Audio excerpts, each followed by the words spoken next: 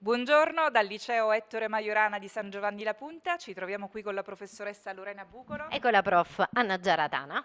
Noi facciamo parte di un team più ampio.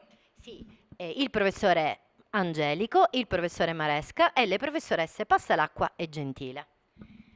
Il team è stato capitanato naturalmente dalla nostra dirigente, la dottoressa Carmela Maccarrone, e sono appena finite le riprese di questo lavoro molto complesso che fa parte del progetto Majorana Cultural Hub, vincitore di un bando 2023 del CIPS Cinema e Immagini per la Scuola. Tra i nostri partner c'era anche la 3D Academy di Pisa e volevo proprio far parlare il professore Gianfranco Casano, che ne è il direttore, per spiegarci un po' meglio come è andato questo progetto. Sì, allora il progetto era abbastanza innovativo perché utilizzava sia tecnologia VR, quindi virtual reality, che intelligenza artificiale per la realizzazione dei personaggi e le animazioni dei personaggi.